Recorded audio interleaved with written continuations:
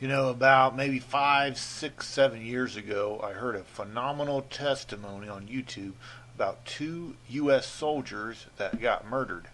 Basically, they were down in a basement in a military base, and they went into a room that they were not authorized to go into. You know, it's kind of like they were just snooping around.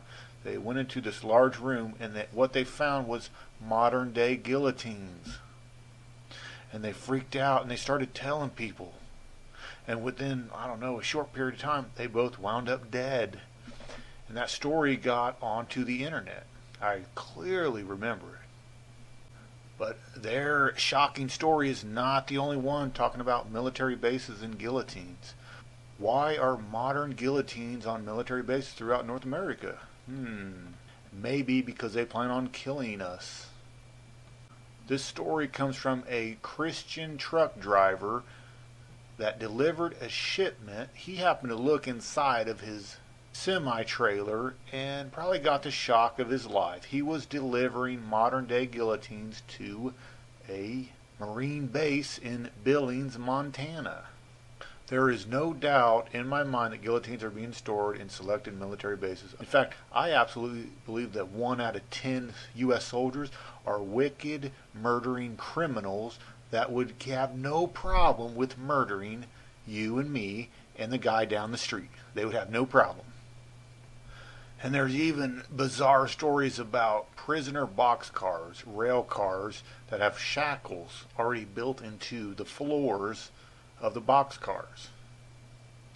I do know this: if you get left behind the rapture and you're taken to a FEMA facility or UN soldiers come and take you, don't fear. Say your prayers, get as close to God as you can, and maybe you can be so filled with the Spirit of God that you can smile while they chop your head off. Wouldn't that be the greatest way to die or leave this earth? To smile as they chop your freaking head off. Because when you study up on the Bible and what it has to say about Babylon the Great and the end result of Babylon the Great, and then Hollywood actually puts in their movies the future of America and how they just seem to unpleasantly line up. I mean, if you have not seen this movie, you have to watch this movie. We know that America is Babylon the Great. Okay, it clearly says she's surrounded by many waters. Okay, America is surrounded by many waters. Rome is not surrounded by many waters. The Bible also says that great city Babylon, the great merchants of the earth, will stand afar off in fear and horror at her destruction and all that. Well, guess what? The great merchants of the earth could not go to Rome if their life depended on it, because Rome does not have a deep port harbor. Okay, it's talking about New York City, that great city Babylon, where the kings of the earth meet. Well, the UN headquarters just happens to be in New York City. It's talking about New York City or America. But Hollywood has put in front of your face the end result of America. All the land's going to be burned up. There's going to be cannibalism. You can't grow crops. It's just not possible.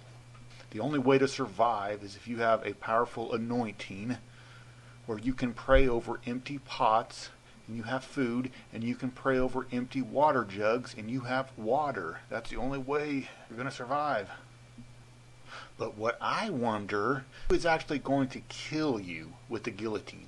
Is it going to be U.S. soldiers or is it going to be the UN soldiers? There's already videos and talk about UN soldiers in Chicago. There's been so many prophetic dreams about the UN soldiers that come flooding into America after the big earthquake splits America in half. And then it's followed by an economic collapse. And then total martial law, and then these UN soldiers, these foreign troops, there might even be 2 million or more that come flooding in as the international help.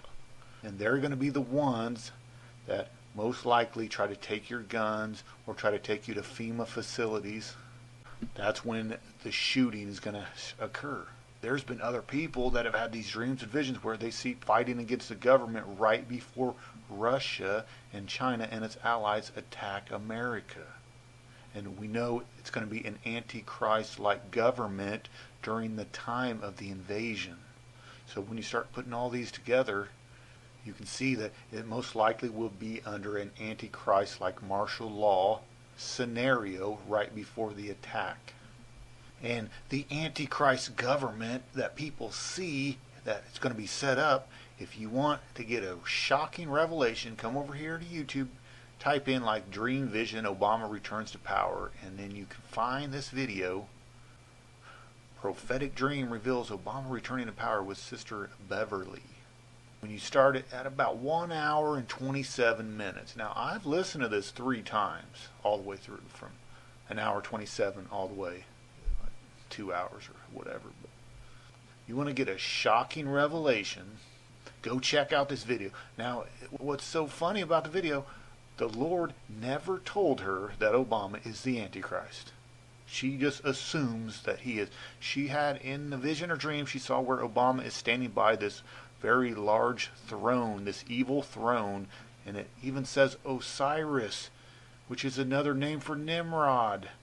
And then she thinks that Obama is the Antichrist. No, he's standing next to the throne of the real Antichrist, which is Osiris or Nimrod. You know what I'm saying? But I've listened to it 3 times. You got to check it out. It will blow your mind.